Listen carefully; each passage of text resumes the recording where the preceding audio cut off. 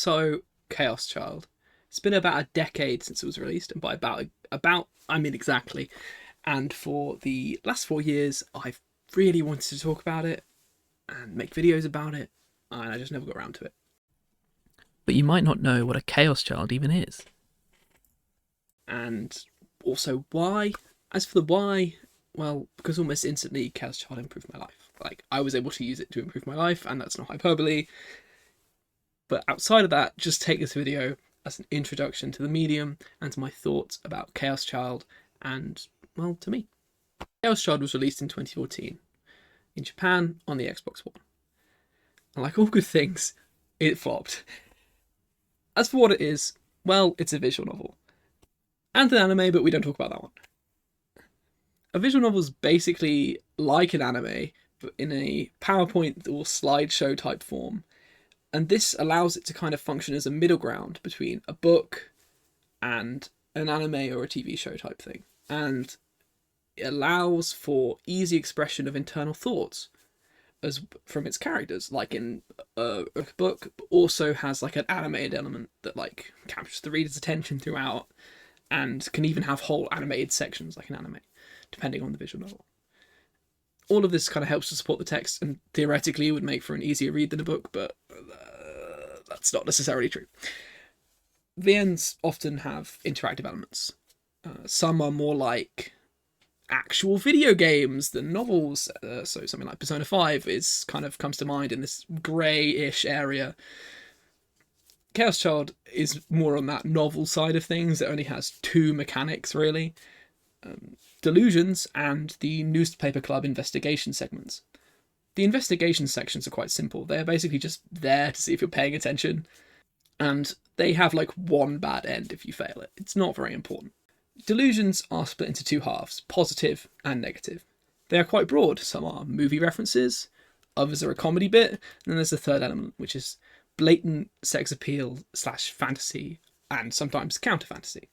This is also by far the most common, and they also drive the main character towards the supporting cast's particular endings, because that's how you progress the story in a particular direction in Chaos Child.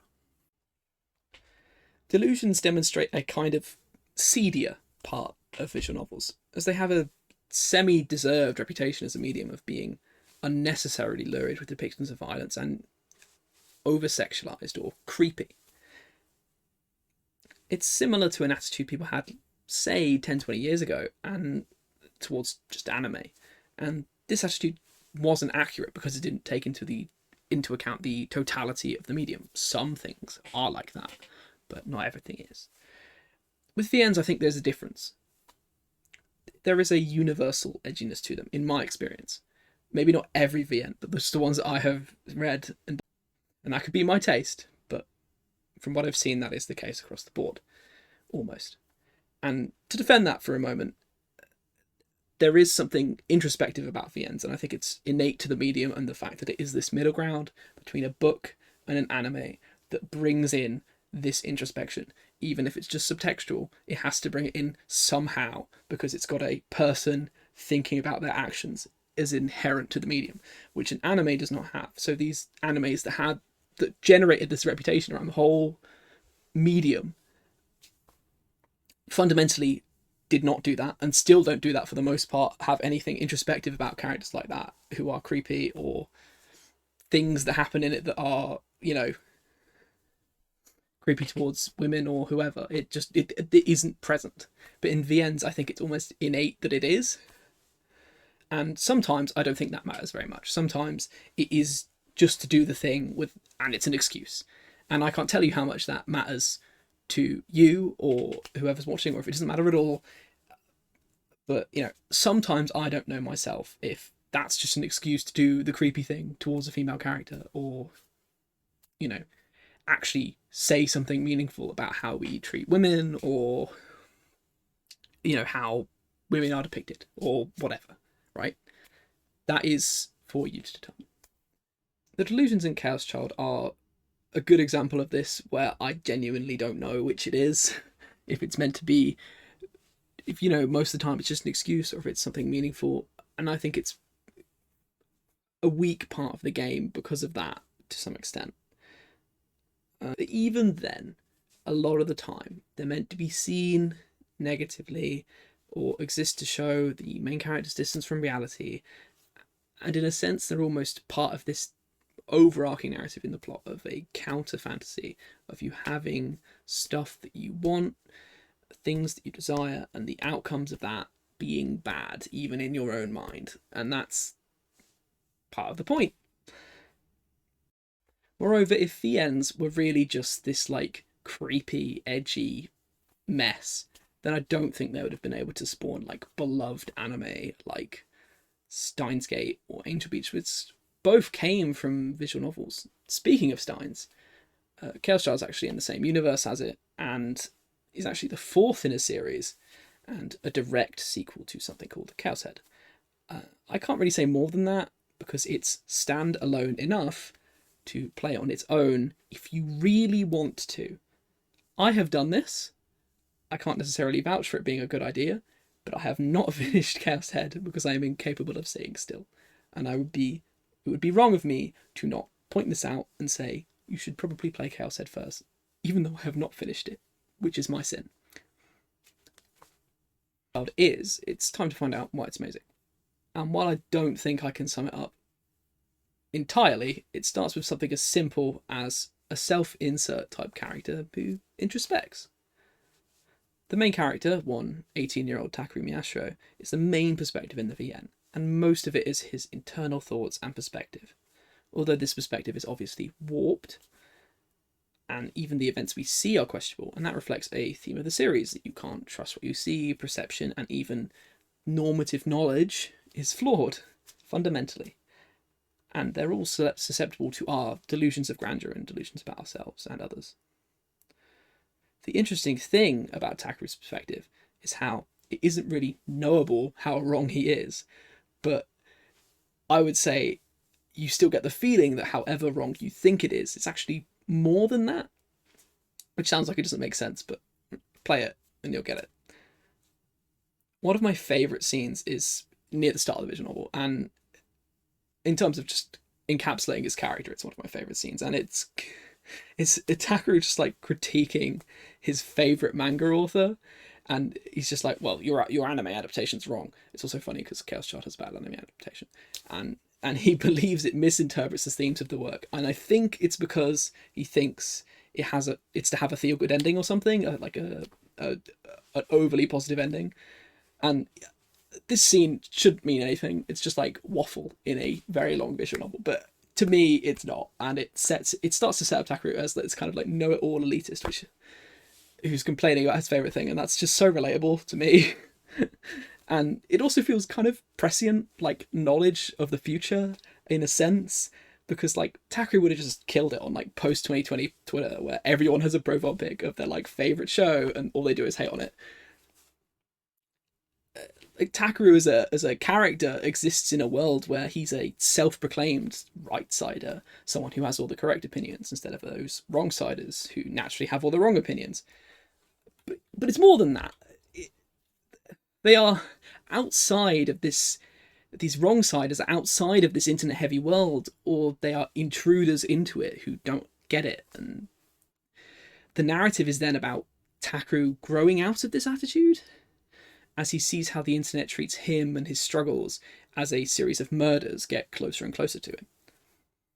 This seems to be at least tangentially referencing the growth of internet echo chambers, which have only gotten like way worse and bigger since then, which was a literal decade ago. Oh my god. It also feels, again, prescient, like Takuru is heavily invested in urban legends and conspiracy theories more broadly, and again, those things back in the day were really echo chambery, and even now they're really echo chambery. At the start, Takuru literally runs away from home, and which is an orphanage. His home is an orphanage, and as a result, he now lives alone in a trailer park where the homeless of Shibuya live, which is a suburb of Tokyo. And his only contacts with the outside world are a homeless guy, his two friends, and his adoptive sister. Yet he is content with this due to his connection to the online world and his desire to investigate these urban legends and a series of murders called the New Generation Madness. Technically, he also does go to school, but he doesn't form many connections there either, really. It is here that Takaru's self-centered attitude really starts to come through as well, because he's kind of just like playing detective by centering himself in the new generation madness, by investigating the murders with the help of his friends and the school newspaper club. Talk about main character syndrome, am I right? This directly puts him and his friends in harm's way, but it's also a touch endearing. Like, it's an attempt to be sort of helpful, like catching a murderer, that's helpful, but it's just, very self-involved and demonstrates a desire to be important. And whilst it might be in a really detrimental way, I think that's quite relatable, is in desires to, be larger than life and have an impress on people. I think everyone has that to some extent. Everyone has their delusions about that. And like, it's especially damaging because he ignores the advice of his adoptive sister to stop investigating it. And it's these same desires that actually are revealed to cause the new generation madness. And eventually, those desires that he has are going to catch up with him. That's the setup for the plot. Or maybe it already had. That's the other thing. Is there's an element there that's like, maybe from the beginning, there was never any way of changing that. That was always set in stone because of the way he thought. That's what I'm going to say about Takaru for now, and at least directly. And if you want more about him, I suggest playing the VN. Like, it's on Steam. Because spoiling it in a video like this, which is meant to be an introduction, just it's not worth it. There's no point.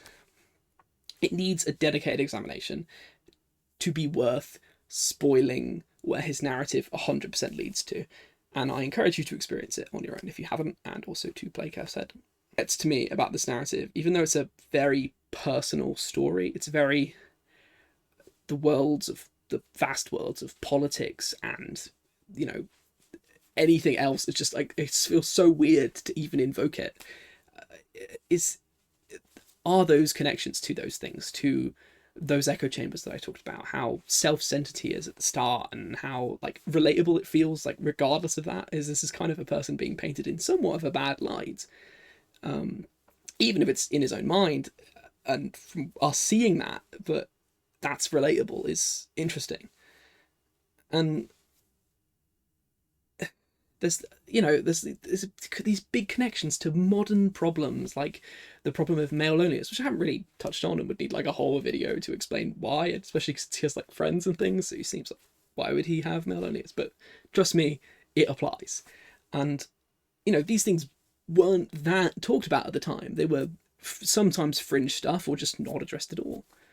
But the biggest question that I think the whole narrative of Chaos Child poses, that isn't really a spoiler, is what we actually see able to be separated from the, like, how we view the world? Is our individual experience able to be torn apart from that? Are we able to see, here's what the world is like, here's what I've experienced, and understand these are separate things? And the answer is obviously no, but people don't live like that. We have pattern recognition and confirm our biases, and that just makes us view the world in a way that's fundamentally wrong. It doesn't make us view our environments wrong necessarily, but the world as a whole and the perceptions we have about people because of that are often very wrong. And maybe this is some kind of projection. And this is the part that I am least sure of and have debated in my mind for years.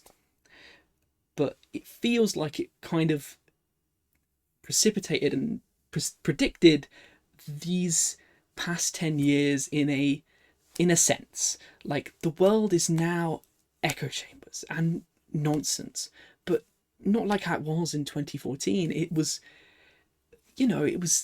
back then it was disparate people, weirdos, and now it's codified. And now everyone, like every conspiracist, every conspiracy theorist, every lunatic, every very obviously struggling with something person, it feels like, having, people having a midlife crisis, they all have a political ideology now, and they mostly have the same political ideology, and that's deeply concerning to me. But it feels like, and it's big spoiler warning here, Chaos Child like knew that that was where we were heading to. Like in the game, the villains are people exploiting people's delusions, which directly affect the narrative in the world. They're exploiting that. They want to exploit that for profit, to make money for themselves and to benefit themselves. But more importantly than that kind of class critical narrative, if you will, that kind of aspiring class critical, I guess. They are pushing this idea that they're doing it to kind of showcase that power to the powerful, to say, hey, we can control people through their desires and their delusions and their stuff, their wacky beliefs that are just out there, and make that real, and then use that to control people, make them believe it's real and keep them trapped in a world of their own thoughts. And in a sense, that happened. There's now like random anti-vaxxers all think the same way and all support the same political candidates. And it's not like those political candidates have a spotless record in delivering for anti-vax people. It's just the people opposed to mainstream society haven't just become mainstream. They've been like co-opted by it. They have like been tricked by it into normative politics. And I can't prove or be anywhere near certain, as I've already said, that this is what Chaos Child is indirectly about, especially because it's such a personal story and it feels so weird to talk about it in these terms. But I think it's at least interesting, and it's been on my mind for literal years, and it needs a more in-depth examination at some point, and I might do that. Anyway, aside from the kind of collapse of reality and the real world as we know it, what's really special is my favourite romantic ship. Mainly because of how it directly impacted my life. And it's funny and a nice planet candidate, a little weird, so stick with me. Basically, whilst still spoilers here, I'm going to try and avoid spoilers as much as possible, because again, I'm not ruining the twists and turns of this in this video. It's meant to be introductory. But here we go. Takaru and a character called Kurosu have a really strange relationship, weird. She's his adoptive sibling, as they lived in the orphanage together before he ran away, and she makes jokes, and other characters make jokes about them liking each other, and it's like, yikes, why is that happening? But there is a kind of vibe to it throughout the visual novel that here is a type of relationship, here is a thing I understand, and we're going to keep it that way, because I am an orphan and I have nobody, and I'm traumatized by the loss of my family, and that ended up hampering them. It's it's a point I think about trauma. This leads to a lot of strange things happening, weird, and if it happened in real life, you'd be like, ugh. So Takaru at one point confesses his love for her, but it's not to her. It's just said in to other people in a different time. She's not there. And in her route, in her plotline, they end up parenting the two other children in the orphanage. And then those two develop some kind of connection that resembles the connection of Takaru and Kurosu. And it's kind of like, okay, Takaru and Kurosu are the parents. It's a bit, And then it's those two act like they were acting, and it's well, what's going on there? And those two are, there's a whole thing going on with them. And it's what's that about? But this kind of undercurrent throughout all of this, is kind of undercurrent, and it's all built on lies as well. And so it's really fitting that their relationship and how they view each other would be wrong.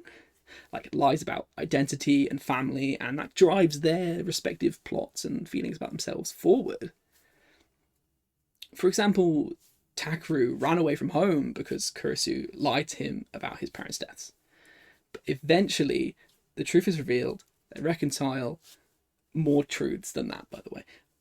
Not doing too many spoilers, I hope. And it's not explicitly romantic. I want to be clear about that. But since this was, it's just there's a vibe, and it's just, you know, since this was like a delusion potentially because it's a side story, and or even just a dream, which is just so tragic. Like it wasn't even real. It was just like maybe it's just one of the characters' like wishes, and that's just so sad that they could be authentic with each other and they can't. And I really, you know, like that. In the end of her route, they overcome that past and they hold hands and they face the future together, and like they literally stand atop the past and past trauma, and you know they kind of make a commitment to let each other flourish whilst also helping to build each other up and support each other when needed. And I just think it's really wholesome, and it's a great foundation and ideal for any type of relationship, not just a romantic one. I would love to go into it more, but as I said, twists, I'm not spoiling here as much. I do not want to ruin them by putting them in this video, which is a bit of a mess. There is a book, and I really want to read it. It's from Chris's perspective, and apparently it's very good. I'm very excited to read it, which I will do soon. Maybe after I finish if I can push myself to do that. Now for the funny real part about this is about 2 weeks after I finished Chaos Child, I met the person who would become my girlfriend. And one of the first things I did is compare her to Kurisu, who's like an anime visual novel character, which is very embarrassing. And I talked about this fictional, non-relationship vibes thing, and it informed my perspective about how a relationship should be. And well, it worked, I guess. Like, and you know, I just talked about how much I love Chaos Child, and my partner's been with me for 4 years, and that's like the first meeting I had with her, and that is the hook. That and she was like, yeah, perfect. After that, like, this is silly, but you know, I think if you're passionate about anything, it can kind of work sometimes. And that's how it changed my life. I definitely wouldn't have had a partner, I don't think, otherwise, because I wouldn't have like learned the lessons from that, and I wouldn't have been had a drive to express my interests unless I had played it, because I don't think anything has driven me so much as Chaos Child has. There's a reason why I'm making this video now, after all. And you know, I hope you enjoyed this video, and I hope you play the visual novel. It's on Steam, as is its predecessor, Chaoshead. I would be remiss not to mention the patches that fix a lot of the translation. You should probably play them or something. I don't know, if you want to. And this just applies to everybody who can stomach the edginess I described earlier. That's why I talked about that, to be clear. I wanted people to know what they were getting into. And everyone is allowed to follow that advice except my mum. If you're watching this, please do not do that. Thank you. Save yourself. You will not approve. Expect more videos, maybe. I don't know. I'm still learning to be reliable, and hopefully there will be more, and people will like them, and just have a good one.